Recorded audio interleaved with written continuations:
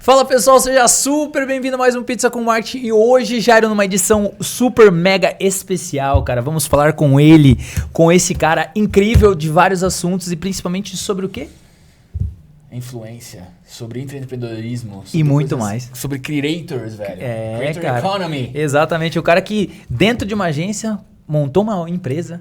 Vai ser muito legal. Hoje vai ser um episódio inspirador nessa série Pizza com Marketing para agências. Estamos aqui com o Eder, cara. Ele é CEO da Gen C, né? Gen C. Acabou de nascer. Gen C. Seja bem-vindo, cara. Obrigado, gente. Uma alegria estar aqui com vocês. Adorei o convite. Espero que essa conversa aqui possa contribuir muito para a galera que vai assistir. Com certeza, meu. Com certeza, cara. Conversa de peso, né, meu? Exatamente. E antes, né, Jair, de a gente começar esse bate-papo, não podemos deixar de falar do 21 Live. Já quer começar com Temos ele? vários patrocinadores, um deles é o nosso patrocinador oficial, cara, 21 Live. Você que está trabalhando numa agência ou é proprietário de uma agência, cara, não perca tempo, www.21live.com.br. O 21 Live é um software de gestão para sua agência, cara, gestão de jobs, de contratos, onde cada cliente seu vai ter uma área própria para fazer as trocas de arquivos, solicitações, aprovações e você de fato mostrar para o seu cliente o quanto a sua agência trabalha, que muitas vezes o seu cliente não vê isso, e aí você vai ter contratos mais duradouros e FIIs maiores. Exatamente, hein? cara. É sensacional, Pô, 21 Live.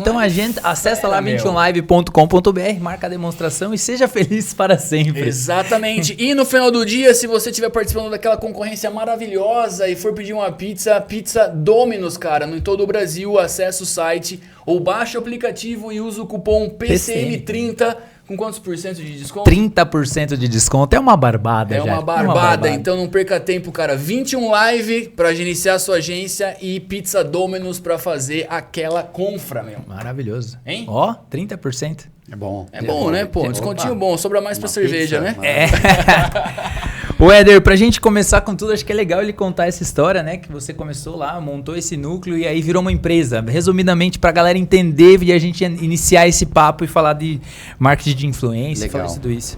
Há 2 anos atrás, um pouquinho mais de 2 anos atrás, o mercado estava fervendo, né? Em termos de influenciadores, um boom aconteceu. Isso é no meio da pandemia, Sim. A gente está falando. Então, foi um boom realmente para a Creator Economy. Acelerou muito esse negócio, porque estúdios fechados, ninguém saindo para gravar nada. Que tipo de asset você consegue comunicar? E aí teve um boom ali da Creator Economy nessa época. E eu era diretor nacional da Artplan, Legal. Né? Da agência Artplan, que tem escritórios no Rio, aqui em São Paulo, em Brasília. E como diretor nacional de conteúdo, tudo que era influenciador passava ali pelo meu departamento. Né? A gente aqui acabava gerindo os parceiros e tudo mais. E aí, obviamente, numa conversa de negócio com o presidente, o Fadiga, com o presidente da Artplan, falando sobre Creator Economy, falando sobre esse boom, surgiu uma oportunidade. Ele falou, poxa, o que a gente faz com isso? Né? A gente está vendo aí esse mercado crescendo, os parceiros, né? Uma fonte de receita importante, de crescimento. E aí eu falei para ele, bom, então vamos resolver isso e vamos criar um núcleo dentro da agência para a gente poder aproveitar essa oportunidade e atender os nossos clientes. Legal. E aí eu criei o núcleo, ele falou assim, vamos fazer então, né, o nosso planejamento desse núcleo. Eu falei, eu acho que a gente tem que começar pequeno, vamos começar atendendo um cliente, fazendo um job, e a gente vai entendendo e vai crescendo, né? E aí, 2 anos depois, o negócio deu tão certo, tinha uma outra empresa no grupo também que estavam com iniciativas internas dentro desse mercado. E aí a gente juntou o melhor das duas e lançou a Gen C. E aí eu saí da Artplan e assumi recentemente como CEO da Gen C. Parabéns. É uma nova empresa aí dentro do grupo. Palmas, né? Palmas, Pô, maravilhoso, meu. História de sucesso aí, ó. Muito bom. Só falta alguém subir na mesa. Exatamente. Viu? Vocês criaram esse núcleo lá. E aí, hoje vocês têm essa empresa, né? Essa empresa hoje, como que você explicaria ela em poucas palavras pra galera entender? O que vocês fazem? Só pra gente ver, de um núcleo virou uma empresa, mas tipo, aquela conversa no elevador, né? Explica o que você faz. Sim.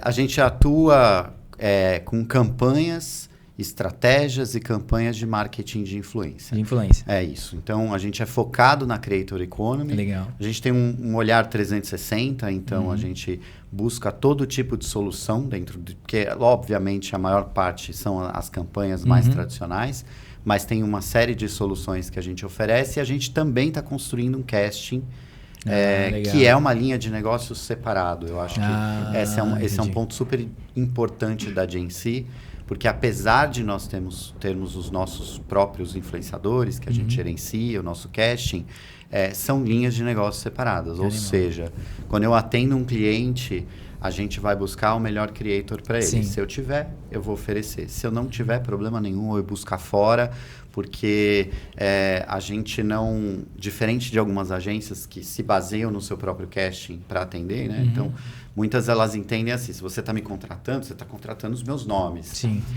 A gente não, são linhas de negócio separadas. Uma marca está me contratando para encontrar a melhor estratégia, os melhores influenciadores estejam onde eles estiverem. Legal. E o outro lado da linha de negócio é ter casting. E aí a gente vai vender o nosso casting internamente, mas vai vender o nosso casting também para fora, para outras agências. Legal.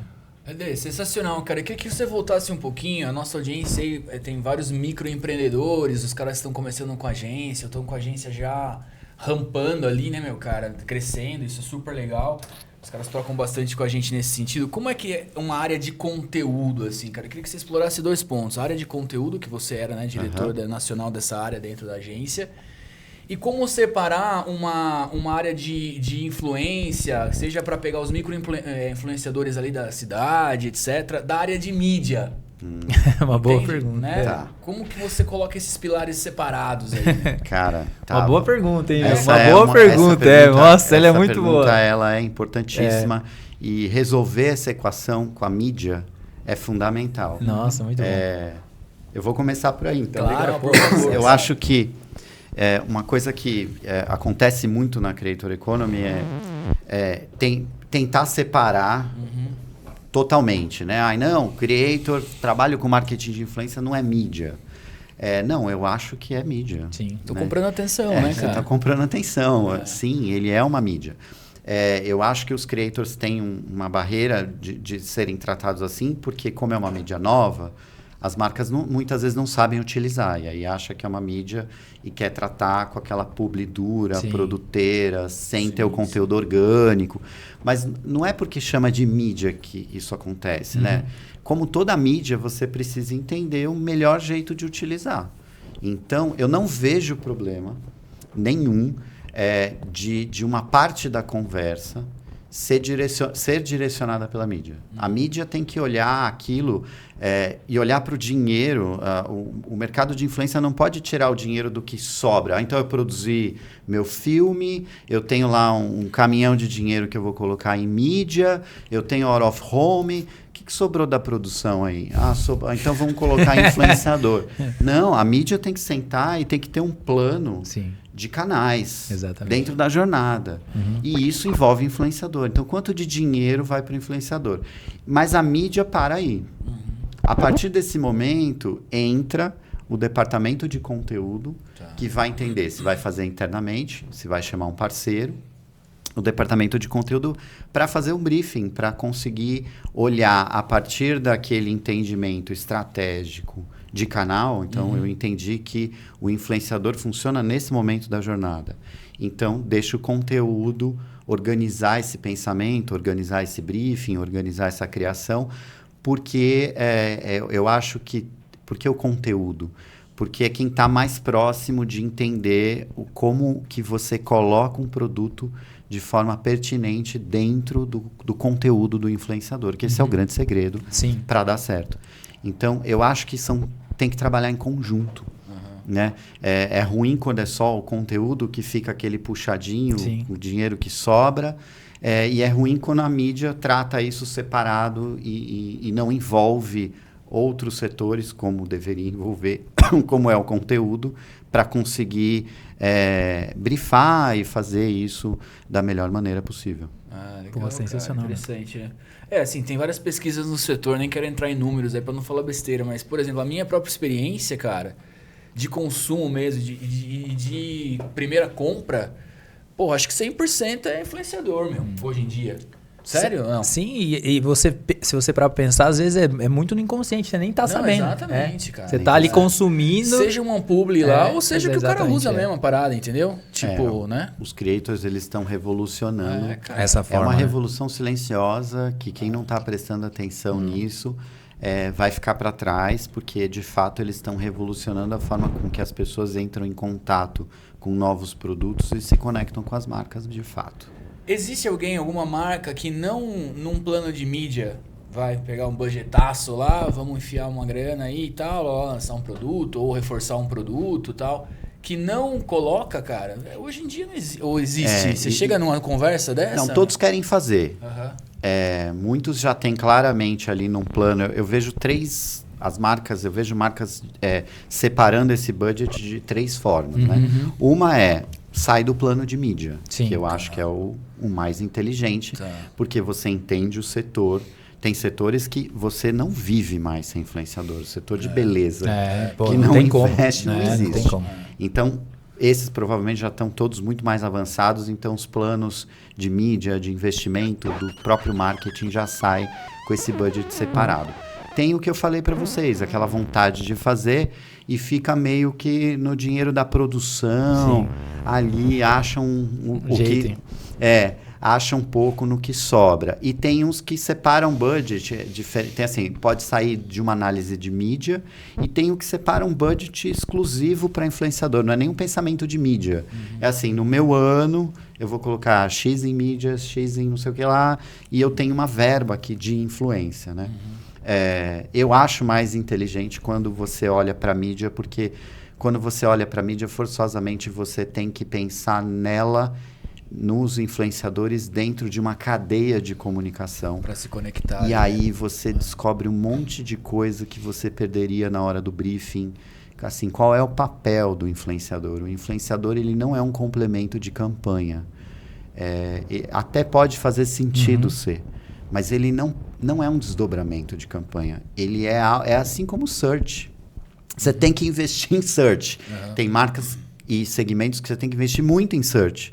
Tem segmentos que menos, depende da jornada, mas o search não é desdobramento de campanha. E marketing de influência também não. Pode ser que seja, mas não pode ser visto assim, senão você não está olhando da forma correta. Animal. Você falou várias vezes de jornada, né? Da jornada. O que dá pra gente explorar aqui pra explicar um pouquinho pra rapaziada, ou de repente pro pessoal de agência também, o que eles têm que se preocupar, às vezes, no cliente ali dessa jornada?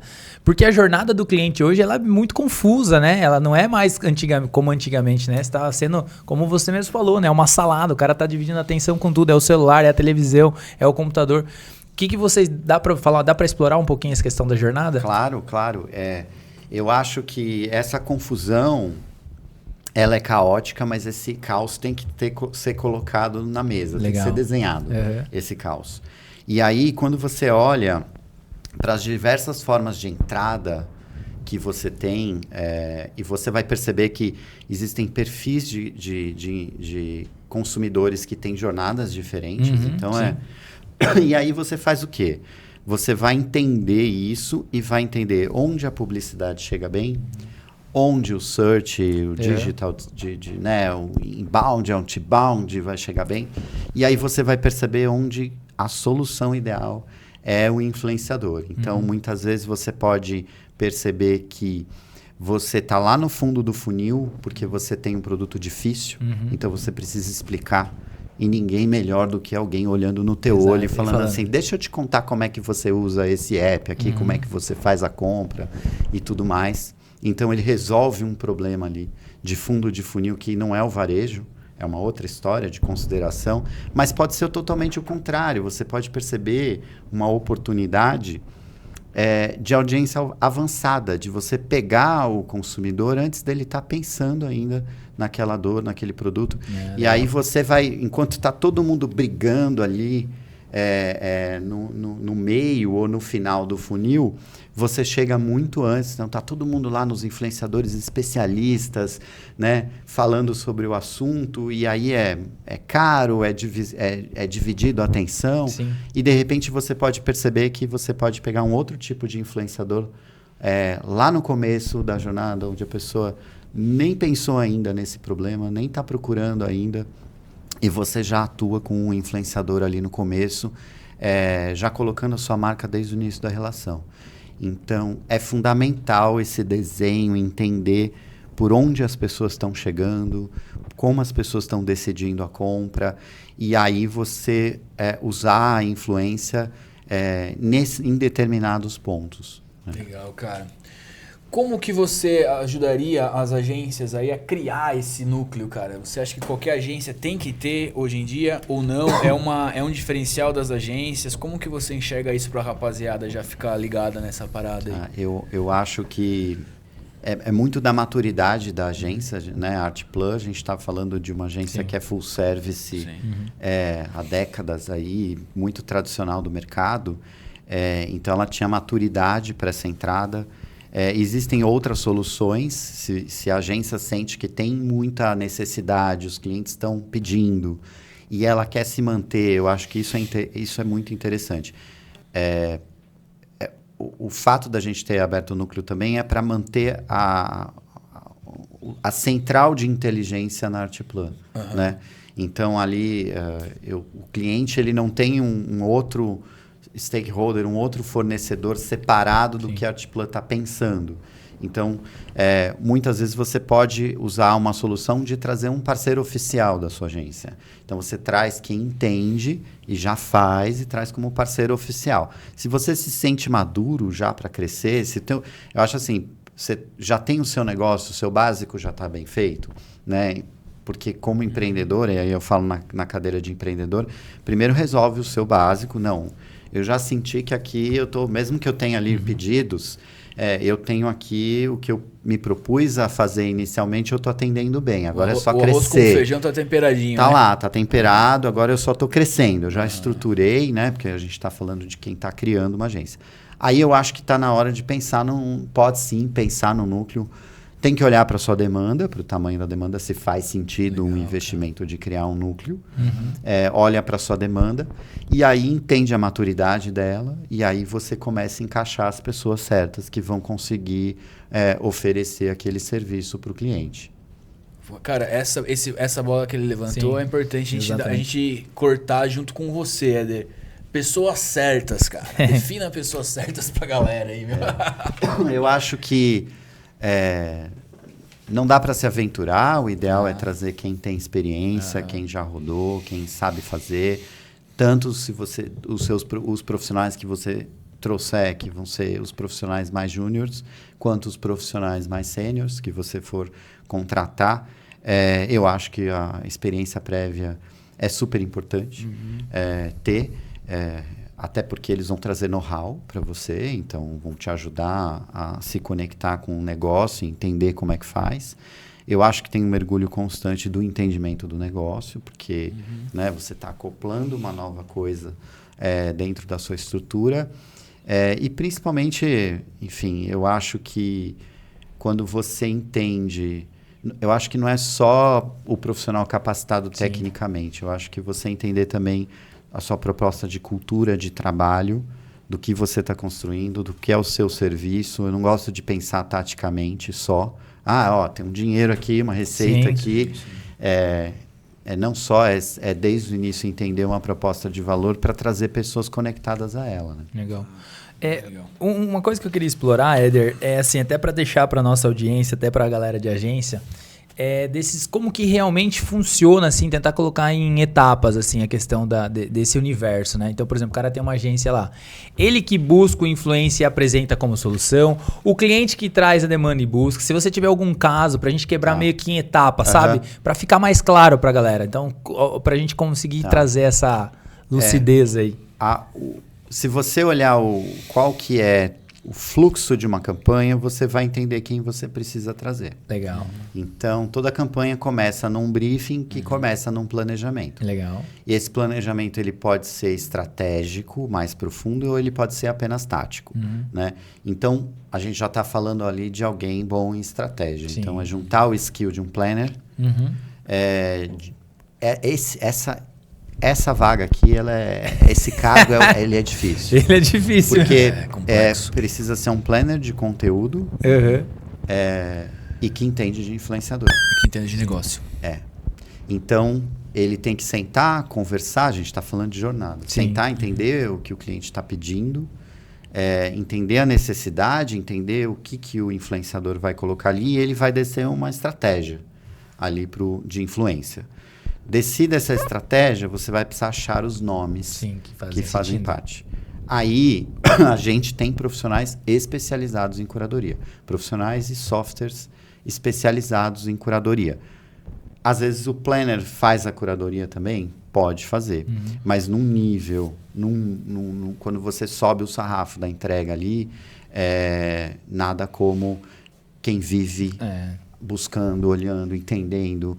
É tipo como se fosse um olheiro de jogador de futebol. Tipo, o cara vai em todos os jogos, fica vendo aquele menino, puta, acho que aquele menino é bom, fica vendo, aí tem ferramentas, óbvio, né? Isso. Mas a metáfora faz sentido ou não? É um pouco isso. E ele não é só um olheiro de futebol, ele tem que ser um olheiro de futebol, de basquete, de vôlei, de golfe. Sim. E se amanhã alguém inventar um esporte, ele tem que ser olheiro desse novo esporte. Porque saber como buscar, saber ler os dados, quais sinais, e ter uma sensibilidade de entender o fit que esse influenciador vai ter com a marca, com a necessidade do briefing. Então, essa é uma etapa, às vezes, que consome um tempão. Às vezes, você aprova o planejamento super rápido e você fica um tempão ali entendendo e descobrindo junto com o cliente o perfil de influenciador que ele gosta e que ele quer ter na campanha e que precisa. Depois disso, você tem uma etapa criativa.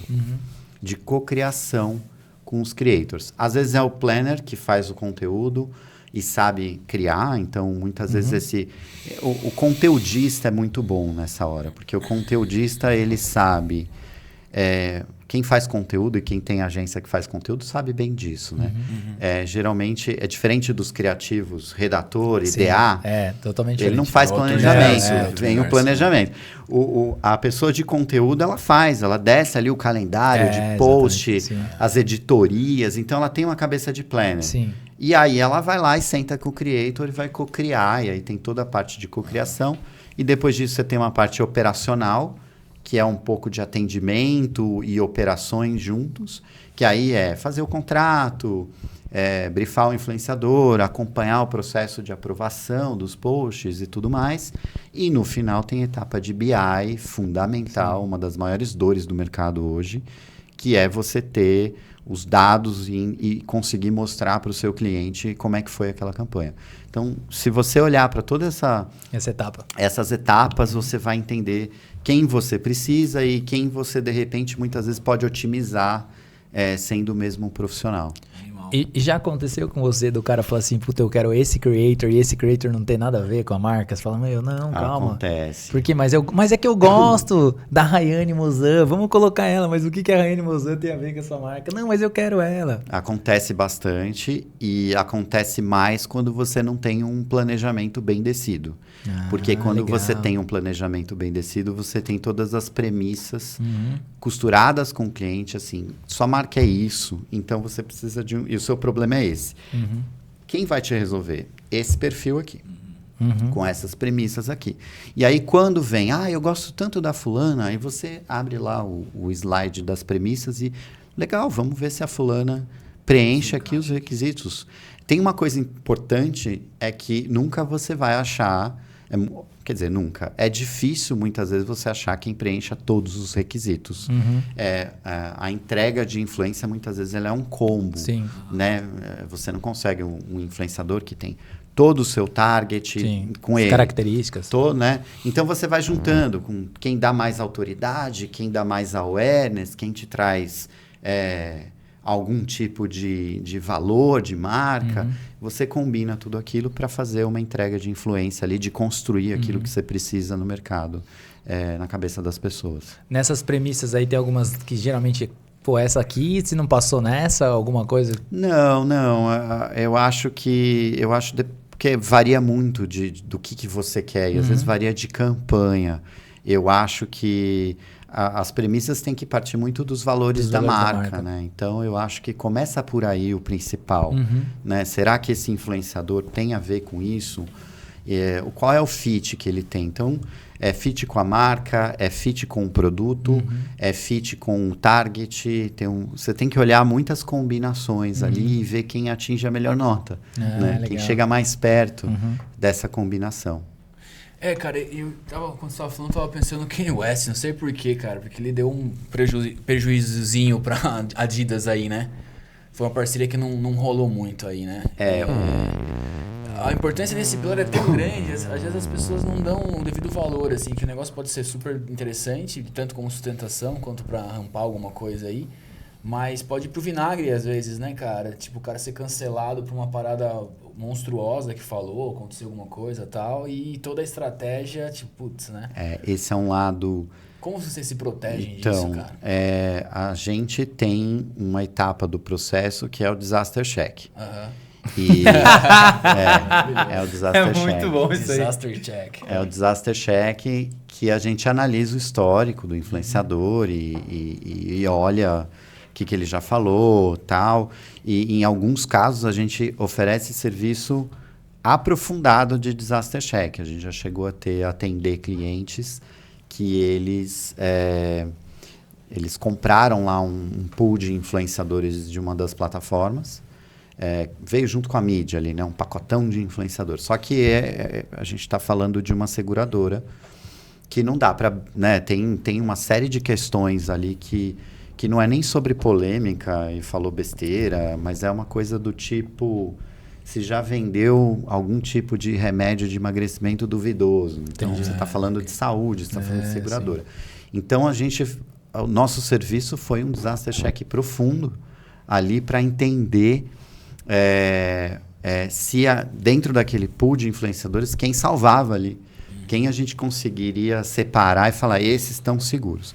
Mas esse é um tema que, às vezes, você olha, faz o disaster check e nunca deu nada, nunca aconteceu nada, e o influenciador, na semana seguinte, vai lá e fala uma besteira. Tem um lado imponderável dessa história, que a gente pode se cercar em contrato, a gente pode colocar multa, a gente pode colocar uma série de questões ali, mas uma vez que ele fez a publi e ele falou uma besteira depois, então é uma dor do mercado e é imponderável e a gente tem que aprender a lidar com isso. Né?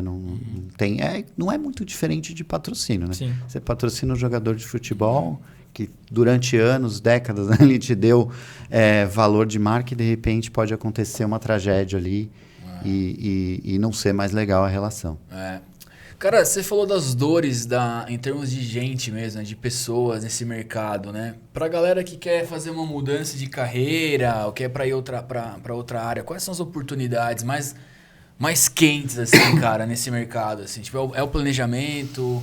É o cara que tá antenado mesmo, que tá rolando? Cara, como é que você vê isso? Tudo. Tudo. Bons planners que saibam fazer planejamento de conteúdo. É incrível como os salários estão subindo, porque há uma disputa entre as agências das pessoas que já sabem fazer. Então, quem quer entrar nesse mercado... seja qual for a sua posição dentro de uma agência, sua área dentro de uma agência, tem oportunidade nesse mercado. Então, é preciso ter bons atendimentos que entendam de influência, porque é diferente, é um bicho diferente.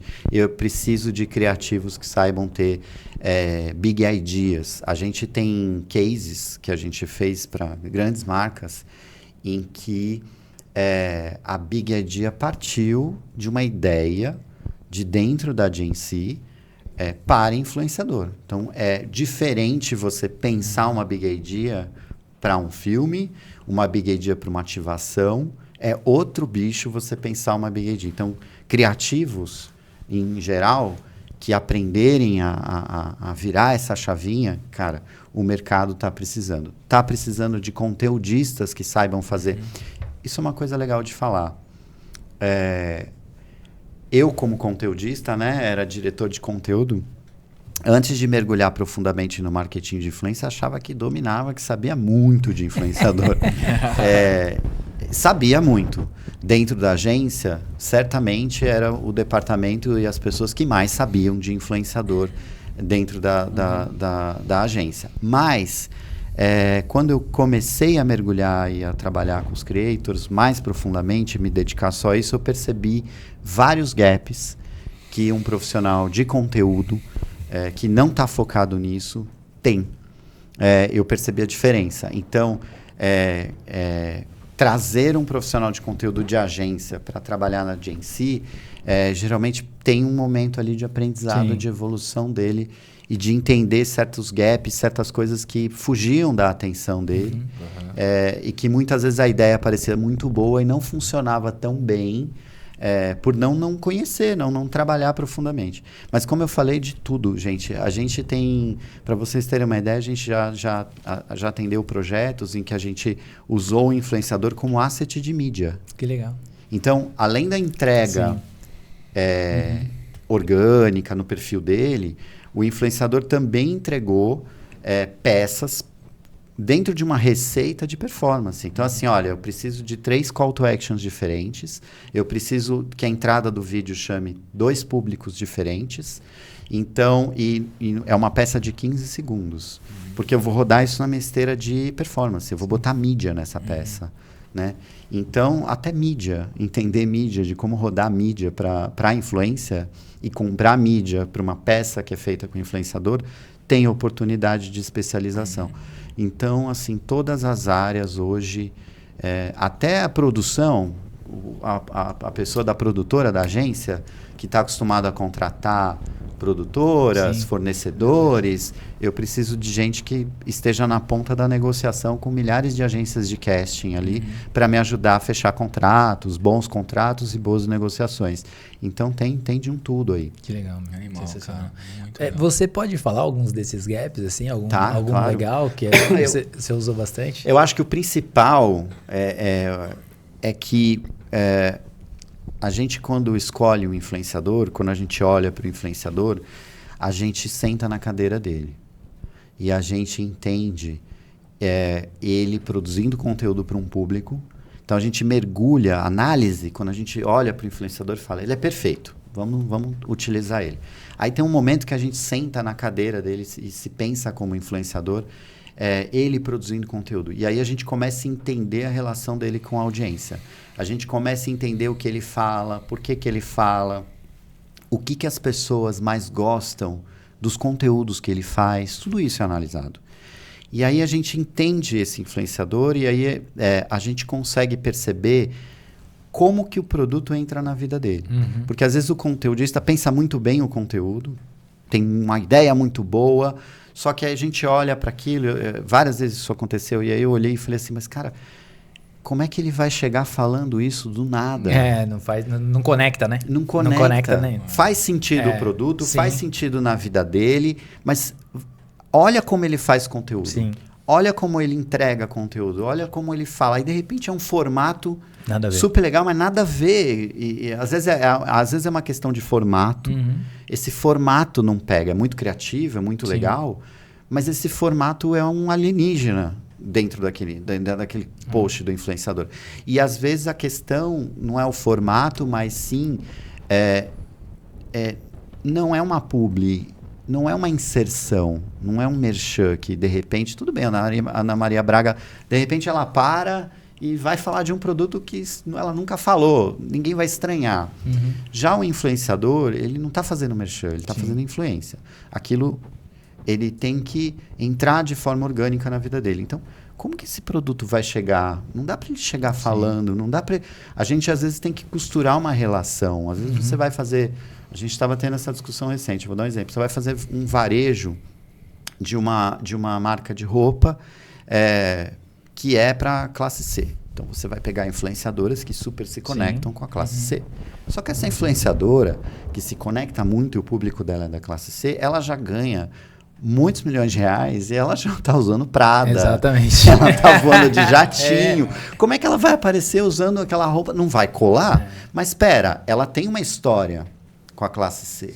Né? Ela tem uma história com a comunidade, de repente. Então, como é que a gente vai costurar a entrada dessa marca na vida dela, a volta dessa marca na vida dela e que não fique estranho, porque ela vai posar com aquela roupa e a bolsa da Prada. Mas como é que você faz isso sem soar estranho? A gente já viu casos de marcas que fizeram isso, a galera ri da marca, fala, até parece, tá voando de jatinho. Mas sim tem, porque o trabalho de uma marca com influenciador é de relação. As pessoas têm que perceber que ele não está fazendo uma publi. A gente gosta de fazer trabalho perene com influenciador, porque quanto mais você trabalha esse influenciador, mais você azeita essa relação. Sim. Então, você constrói a relação com o influenciador, mostra que a marca está se conectando a ele, faz um trabalho de história, e aí as pessoas, mesmo sabendo que aquilo é pago, elas vão perceber essa relação genuína. Não é uma mentira. Elas vão perceber a verdade, mesmo que publicitária por trás daquilo. Elas vão entender, poxa, essa marca, ela cuida da minha influenciadora. E a influenciadora gosta dessa marca. A gente fez uma vez um trabalho em que a própria influenciadora falou assim para o público, ela abriu, ela falou assim, galera, vamos curtir, vamos dar like nessa publi aqui, porque eles são muito legais, os conteúdos que vocês têm, que eu passo para vocês, o entretenimento que vocês têm, que vem de mim, é bancado por eles. Cara, isso, mesmo não sendo aquela coisa de convencimento, esse produto é muito bom, compre. Sim. Cara, isso é demais, essa é uma relação que as pessoas reconhecem e dão valor também, e muito. E eu acho que também o público, ele gosta do genuíno. O que é falso, você percebe que é falso, né? Quando você estava falando, me veio muito na cabeça aquele influenciador, o Matheus Costa, que faz aqueles conteúdos com o pai, né? E é muito louco ali, porque ele tem essa relação com o pai, e eu já observei várias marcas colocando no conteúdo dele, e assim, sem ele perder a essência. Que é o conteúdo com o pai. Imagina você arrancar o Matheus desse universo, coloca o cara pra falar na frente da câmera e falar assim, olha, o Pizza com Marketing, ele é o melhor podcast. Não conecta, não vai funcionar. Exatamente. Então, você está na conversa, né? Você está presente ali como marca. Isso faz total sentido e é muito legal. Então, acho que pra galera que tá aí, acho que a dica de ouro é essa, né? É não dar esse choque e tentar buscar essa relação genuína mesmo, até o ponto que o influencer fala, pô, levanta a mão e fala assim, pô, o 21 Live é o melhor software do mundo. Exatamente, cara, exatamente. A gente tem a gente tem dados de um dos clientes que é muito interessante, e dados de conversão mesmo, em que a gente percebeu que os influenciadores que colocavam um overpromise ali, não um overpromise, mas os influenciadores que falavam assim, gente, eu tenho aqui o melhor produto que vocês já viram na vida. Não convertia. E aquele que falava assim, galera, eu comecei a usar isso aqui e eu tô gostando. Cara, aí convertia. Que louco, né? É muito legal. É muito legal, porque é um detalhe. É um detalhe, e que mostra que o que as pessoas estão buscando é essa recomendação o mais genuína possível. O melhor, assim... A chance de alguém acreditar nisso é bem menor do que ele contar genuinamente o que ele está gostando, qual parte do produto, o que está chamando a atenção nele. Isso é muito legal. Legal. Éder, seguinte, cara, estamos no Pizza com Marketing aqui, fique à vontade para falar marcas, clientes, tá? Mas a gente queria saber um case legal aí, cara, que você colocou a mão e que, puta, acertamos. Conta uma história pra gente legal aí, cara. Cara, eu vou contar um que a gente fez com um podcast. Legal. Que a gente fez a gente fez com o Podpah para Imecap Man. Foi muito legal esse episódio. A gente inicialmente achou que ia ser uma entrada de um produto que ia ser só bagunça, zoeira, zoando o outro. Quem Imecap Man, né? A gente está falando de queda de cabelo e tudo mais. Sabia do sucesso que o Podpah tem com o público jovem que a gente queria. Só que aí quando a gente sentou e co-criou com a galera, obviamente teve ali um momento engraçado de entrada do produto, mas eles deixaram conduzir para um lado sério da história, em que eles começaram a falar da autoestima masculina, e que foi parar na amizade deles. Então, olha a importância de tudo que eu estava falando. Sim, né? Que louco. De como você entender... Porque a gente podia chegar com um roteiro mais fechadinho, eles poderiam topar, fazer a brincadeira, mas na hora que a gente se abriu para permitir que o produto entrasse na pauta que eles achavam boa, né? A gente deixou com que o produto entrasse organicamente na pauta dele.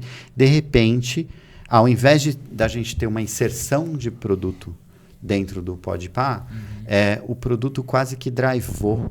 A hora que ele entrou no programa, na metade do programa, ele drivou, ele foi todo o drive da pauta até o final. Assim. Eles entraram numa história de amizade deles, emocionou o público, choveu de comentários, é o melhor Podpah da história. Impressionante. E assim, cada comentário, esse é o melhor Podpah, chorei de emoção. Cada comentário tinha 1000 likes, assim, então era engajamento em cima de engajamento. Então foi muito interessante esse case, o resultado que deu. Eu acho que ele é exemplo de conexão entre marca, creator e o que o conteúdo pode oferecer, porque no final a gente está falando de conteúdo. Exatamente. O Éder, uma pergunta curiosa para você. Nós estamos no dia 28/3/2024. E assim, você acha que quando a galera estiver assistindo lá em 2030, ou sei lá, 2026, os caras vão olhar para trás? Nossa, mas os caras... É meio óbvio o que a gente tá falando. Tipo... Não é óbvio, faz sentido. Você tá entrando na minha pira aqui ou não? Tipo, cara, imagina, 2000, os caras faziam um podcast lá, os caras estavam falando, mas isso é óbvio, meu. Tipo, tem que colocar o produto não pode interromper. Eu acho que, na verdade, eles não vão falar que é óbvio, não. Eles vão falar assim, mas, gente, eles co-criavam. Porque eu acho que em 2030 a gente vai ter uma parte do marketing de influência que vai ser entregue na mão do público e a gente vai dizer assim... O que vocês querem fazer da minha marca que vocês acham que que eles vão ser consumidores? Eu acho que a gente vai parar numa zona de UGC, que se fala tanto, em que você sai de uma propaganda de mão dupla, vamos dizer assim, que a gente vive hoje. Antes era de mão única, né? Exatamente. Antes era de mão única. Agora a gente está falando de mão dupla. Eu acho que a gente vai começar a fazer uma coisa que eu tenho chamado de publicidade colaborativa. Que é outra pegada. E eu acho que em 2030 as marcas vão estar muito mais acostumadas a ter uma parte da entrega que a comunidade que conduz. Que conduz. Pô, e ela acompanha a comunidade e lê. É quase que a comunidade fizesse parte do corpo do marketing. Porque novos produtos, novos insights vão surgir do que a comunidade sozinha está se criando. A gente já viu isso não é uma invenção. A gente vê isso acontecendo na política, cara. Assim, o fenômeno que a gente vê da polarização política, muito dentro dele tem de um jeito novo de fazer política que é descentralizado.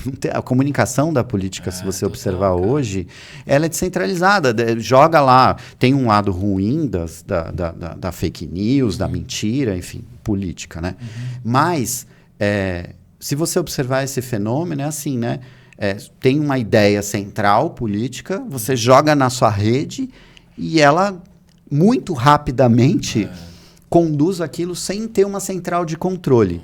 Imagina a publicidade sendo feita desse jeito. Cara, muito louco isso aí, meu. Muito legal. A gente vai gravar um podcast só disso. Cara. Não, e de repente, cara, aquela parada que, por exemplo, que a Anitta fez parte da diretoria do Nubank, né? Enfim. Mas chamar os caras pra montar um conselho mesmo, né, cara? É isso aí. Meu. No mercado tech é muito assim, né, meu? Pô, você pega os principais usuários da sua plataforma, traz os caras pra dentro, meu, quais as dores, parará. Mas quando as marcas sacarem essa dinâmica, vai ser muito legal mesmo, né? Eu vim, a minha história, a minha escola de conteúdo foi a Editora Abril.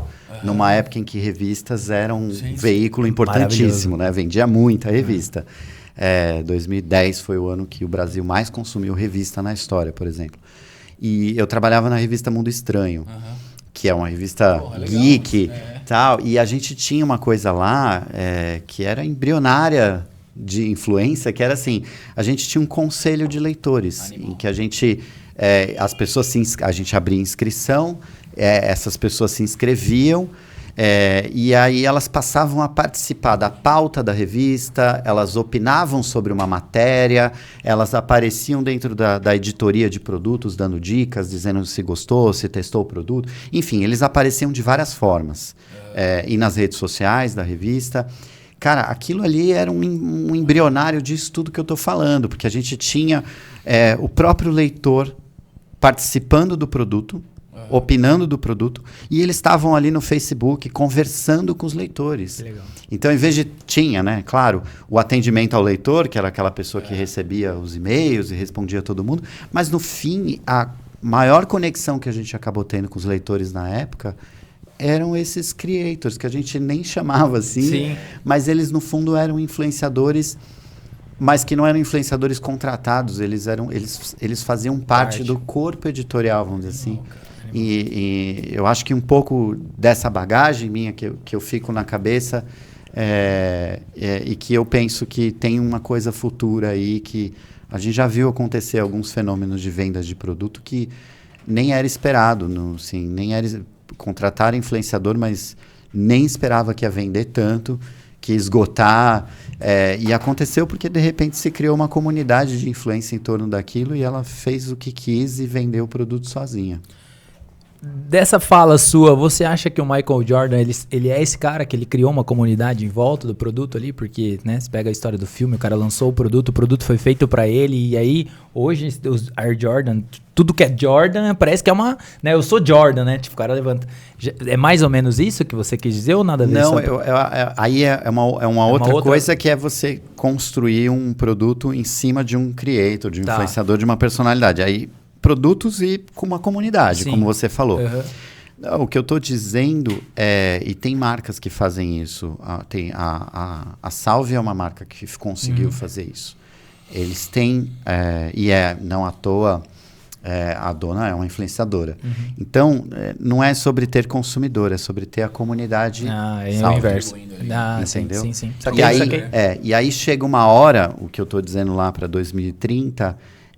que parte do que é decidido em termos de marketing, até de criação de produtos, é controlado e decidido por essa comunidade. É descentralizado. Hoje é centralizado. Eu centralizo a inteligência, eu faço uma estratégia, eu brifo os influenciadores. Tem que co-criar com eles, mas é centralizado. Eu imagino um trabalho descentralizado. Animal. Cara, quais dicas você dá, assim, 3 dicas para as agências, seja de médio porte, pequeno porte, grande porte, para ter sucesso nessa área, nesse núcleo aí? Tá. Bom, eu acho que 3 dicas, vamos lá. Eu diria que a primeira coisa que você tem que estar preparado é que a gente está falando de um processo ainda... em profissionalização. Então, isso gera muitos conflitos, atritos e pensamentos diferentes, né? Não vou nem dizer erros. E a gente tem que atuar profissionalizando o mercado dos dois lados. Entende? Sim, então, com certeza. A gente tem que explicar pro cliente, não é bem assim, isso aqui, olha, veja bem, ele falou isso por causa disso. E, ao mesmo tempo, para o creator, a gente tem que fazer esse meio de campo. Estejam preparados para isso, porque você está atuando no mercado ainda em processo de se profissionalizar. Então, o trabalho de atendimento, de cuidar, de fazer essa intermediação, é fundamental. E não é fácil. É uma das partes mais complicadas do negócio, né? Já aconteceu de pegar a influenciadora, pede para ela fazer, e aí no meio do caminho, não, eu queria que ela fizesse na academia. A influenciadora, mas eu não malho. Mas tudo bem, vai na academia. Não. E aí você tem que achar uma solução no meio disso, né? Você não pode quebrar contrato porque você já assinou, apareceu uma coisa que não tinha sido dito no radar, como é que você acha e lida com isso? Então, eu acho que essa é a parte mais difícil. Mas esse é o maior...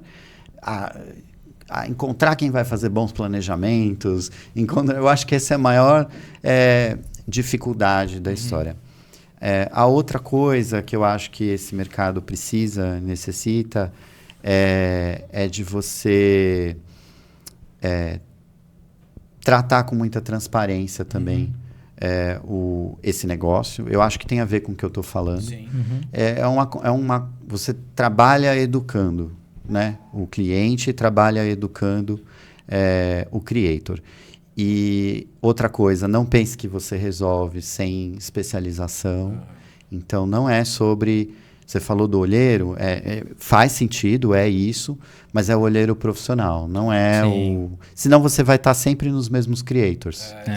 Entendeu? É o creator da moda. Então, essa é outra roubada. Não é sobre contratar o creator da moda. Não pensa que aquela pessoa da agência lá, aquela menina que trabalha com conteúdo, segue todos os creators. Não, ótima, bota ela para fazer. Não, existe uma especialização, existe saber procurar creator. Pode ser que seja a menina, mas não é sobre contratar o creator da moda.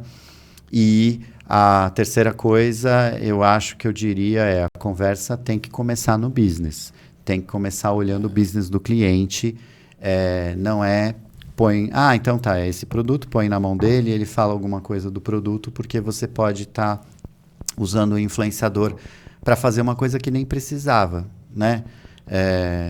E deixando de usar ele para fazer outra coisa. Às vezes o influenciador ele entra para reforçar uma parte da key message. Então, sei lá, vou dar um exemplo. Você é uma seguradora, não é? E você tem uma parte da key message ali, tem um monte de coisa que você está falando, mas tem uma parte que é você mostrar a confiança, porque a gente está falando de uma marca de serviço que tem confiabilidade, porque tem décadas no mercado. Às vezes o influenciador vai entrar só para dizer isso, só para que ele comprove, olha, realmente confie. A parte de oferta, a parte de serviços diversos, deixa para publicidade. Entendeu? Não tenta fazer tudo de uma vez. Animal. Né? Porque aí você vai entender quem é o influenciador. Sim. Quem você vai chamar e como você vai construir essa história. Então deixa que ele resolve essa parte. Ele está influenciando, ele não está fazendo publicidade. Influenciando alguém. É virando uma chavinha na cabeça de alguém. Né? Tem aquele filme Inception. Nossa, é maravilhoso. Que eles discutem assim no filme, uma hora que eles têm que... Vou dar um spoiler aqui para quem não assistiu. Eles têm que fazer com que o cara acabe com a empresa do pai, com o império do pai, desmonte a holding do pai. E aí um dos personagens fala assim, cara, a gente não vai conseguir plantar esta ideia na cabeça dele. Eu não vou chegar para ele no sonho dele e falar, desmonte a empresa do seu pai. Sim. O que vai fazer com que ele desmonte a empresa do pai dele é uma ideia. Que ideia é essa? Aí eles chegam na conclusão que a ideia é, não posso ser igual ao meu pai. É meio parecido, cara. Assim, eu lembro desse filme sempre quando a gente está pensando assim, o que eu quero influenciar? Qual chavinha eu preciso mudar na cabeça da pessoa? Porque essa ideia é o que o influenciador vai dizer ali, que vai provocar essa influência, essa maneira de pensar do público. Por isso que eu falo assim, se você às vezes atua num pedaço da história, é melhor do que num funil inteiro. Sensacional. Muito bom. Cara, eu queria falar uma parada, eu não ia falar, mas eu vou falar, e a Rayane que depois corte aí, mas olha só, queria saber a sua opinião. Eu tava assistindo um podcast do Glauber com o Renato Amoedo, ele é conhecido como Renato 38 hoje em dia, aí, né? E a Insider patrocina o Glauber. E a Insider deu uma camiseta ali, né? O Glauber, né? Com o Renato Amoedo ali e tal. E ele falou assim, o Renato, né? Falou assim, pô, essa camiseta é muito cara, só ganhando mesmo pra eu usar, né? E eu achei muito engraçado, eu mandei pra minha namorada, eu falei, pô, olha esse cara, né, meu? Enfim, do Renato 38. E aí minha namorada deu pra mim uma camiseta da Insider, um kit lá da Insider. Eu falei assim, a Insider só ganhando mesmo, sei que você não vai comprar, tal. E, cara, o produto é tão bom, e nem tô fazendo merchan, não tem nada com a Insider. E eu passei a ser consumidor, cara, da parada. Ele manda cupom pra mim. Ele fala, viu? Cupom pra ele, viu? Ó, saiu o cupom da Insider aqui e tal. Cara, uma parada que o Glauber ficou preocupado na hora que o Renato falou aquilo, porque, pô, o principal patrocinador do podcast. Uhum. Mas que gerou, cara, um buzz muito sexy, assim, tá ligado? Pô, só ganhando mesmo. O negócio tem uma qualidade incrível e tal, enfim. E eu virei super consumidor aí. Eu tô falando isso só para compartilhar e saber a sua opinião, que não tem uma receita de bolo, né? Não. A receita aí, no caso, a única receita de bolo é o quanto você achar qual é o ponto genuíno entre você e o influenciador, entre a marca e o influenciador. E ele achou esse ponto. Ele foi espontâneo, ele falou o que ele achava.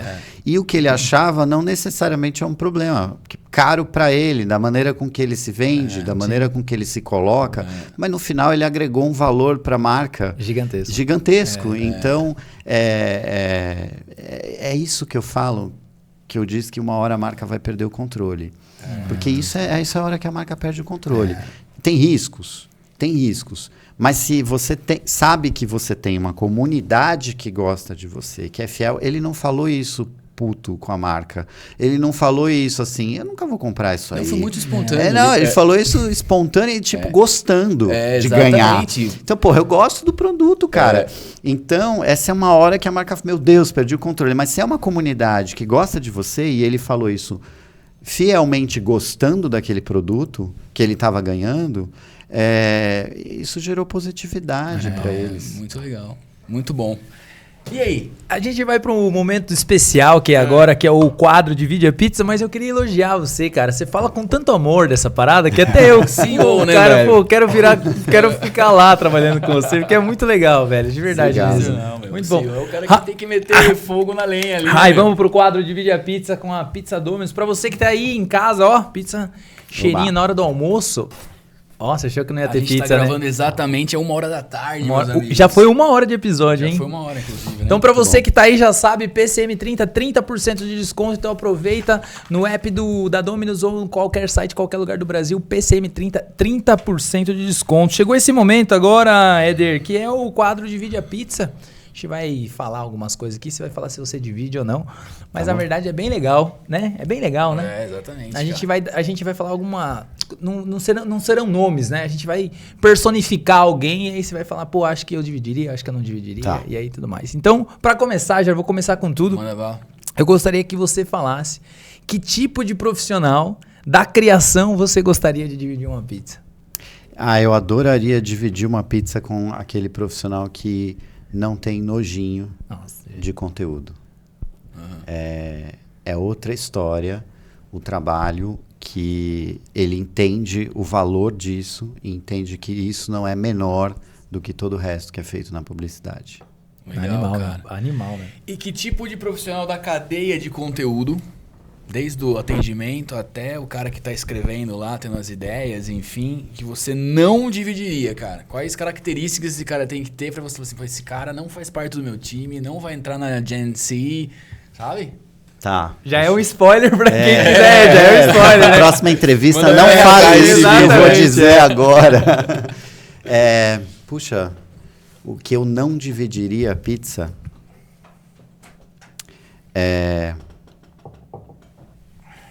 eu não dividiria a pizza com o profissional de conteúdo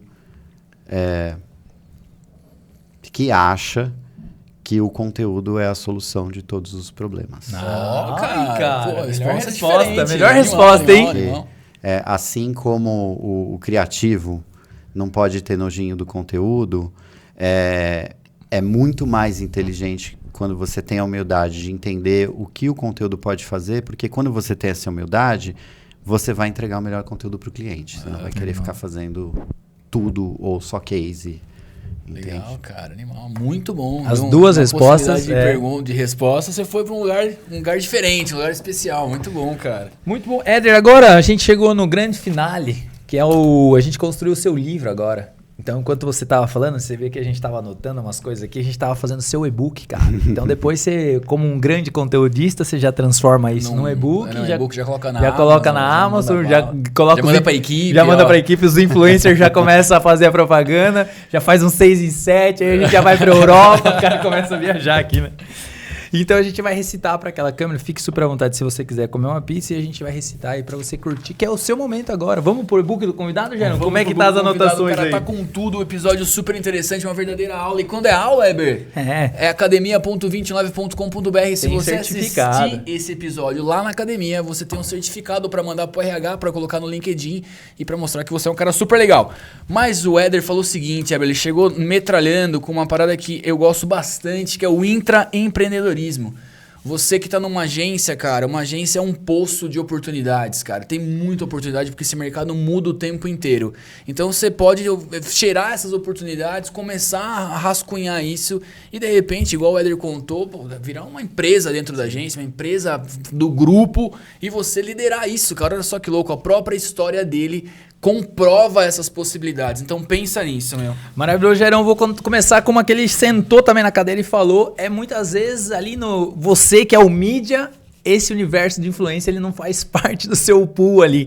Então, cara, olha pra isso, esse mercado já está acontecendo. Então, vocês que têm agência, você que é mídia de uma agência, já puxa, já coloca. Escuta esse episódio de novo que com certeza vai começar a fazer diferença na sua agência. Maravilha, cara. E ele falou também dessa cadeia toda que tem muita oportunidade e necessidade de profissionalização. A gente tá vivendo um momento muito grande. É igual quando eu tava em 2009, lá o Bitcoin era centavos de dólar. A gente tá vivendo esse momento pra questão de conteúdo e de creator economy, cara. Então, o que você puder contribuir com a sua experiência, com a sua energia, com o seu talento, você pode deixar um legado. Então, aproveite as oportunidades que o mercado está oferecendo agora e profissionalize-se, cara. Maravilhoso. Uma das coisas que eu gostei bastante é que influência não é desdobramento de campanha, meu amigo. Olhe para isso com muito carinho. Sensacional, cara. Uma frase forte que ele falou é o seguinte, cara. Comece pequeno, meu. Sonhe grande sempre, mas comece pequeno, cara. Uma ação, uma ativação para você testar, ver os resultados daquilo. Isso é muito legal.